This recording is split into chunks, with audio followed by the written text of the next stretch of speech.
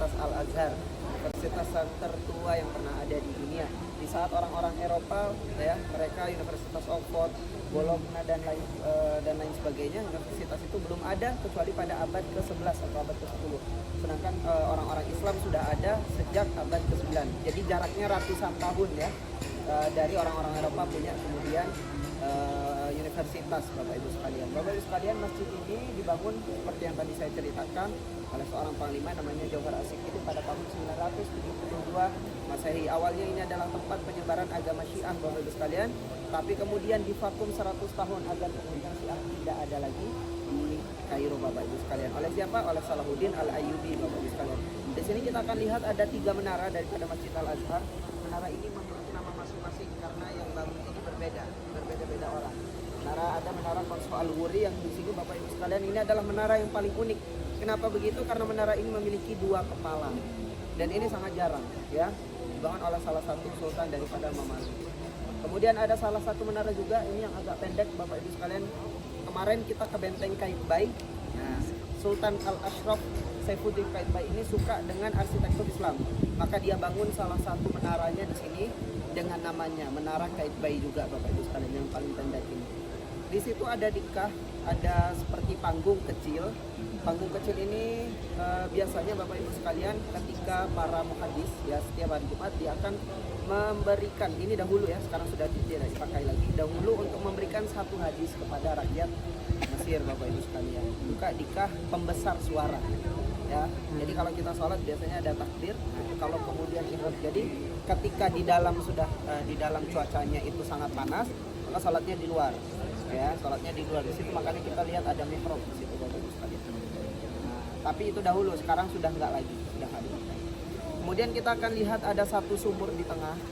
Dahulu ini kalau dalam Islam namanya Nafuroh ya.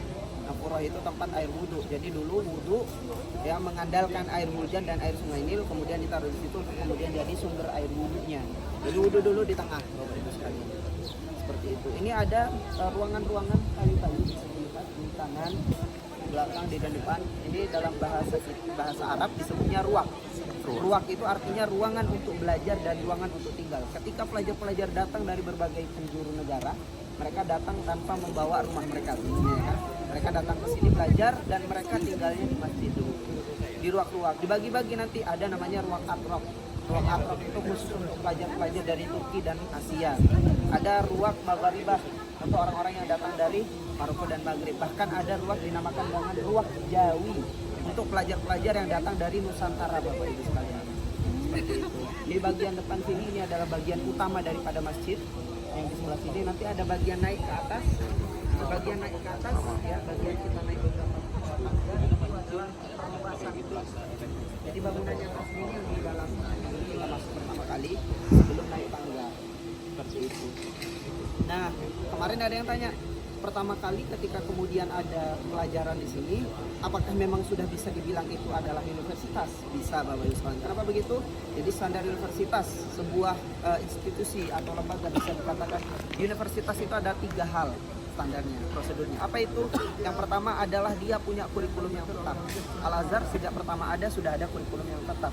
Dan bukan cuma ilmu agama, astronomi, ya, kedokteran, kemudian matematika itu juga diajarkan di dalam masjid ini. Kemudian yang ketiga adalah memiliki guru tetap. Nah, guru tetap yang digaji. Nah, mereka ini digaji oleh negara, Bapak Ibu, guru-gurunya.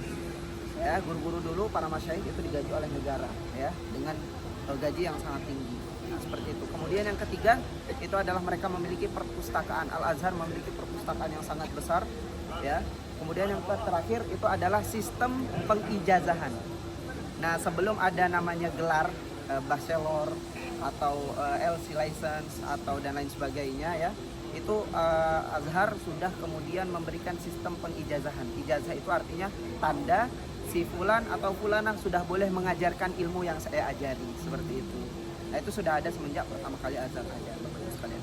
Maka dengan itu sejak awal berdirinya, maka kemudian Al-Azhar juga bisa dikatakan sebagai universitas, Bapak. Kan tetapi pada abad ke-19 ya, sejak Muhammad Abduh membuat reformasi dalam pendidikan, baru kemudian ada namanya wisuda, baru kemudian ada namanya gelar. Makanya seluruh orang-orang yang lulusan dari Al-Azhar, lulusan dari Timur Tengah baru ada gelar. Apa namanya? LC. Ali ya, Ali Muhammad bilang LC, license. Di Madinah juga sama, di Mekah juga sama seperti itu. Ya, baru ada gelar ya baru pada abad ke-19. Zaman dulu belum ada gelar, baru ijazah saja Bapak Ibu sekalian di sana. Nah, seperti itulah. Adapun bangunan kuliahnya, universitas sekarang sudah terpisah ya, bukan dari masjid. Di masjid ini hanya untuk ibadah, sholat, dan kemudian pelajaran-pelajaran klasik ya, kitab-kitab kuros konten yang sudah lama seperti itu. Adapun untuk universitasnya sendiri, bangunannya berada di sebelah masjid. Ya, yang dimana itu adalah kampus saya Bapak Ibu sekalian. Saya kampusnya di sebelah juga. Seperti itu. Nah, tapi di sini hanya ada 3 fakultas yang lama, fakultas dakwah, dirasat, kedokteran dan lain ada di kampus barunya.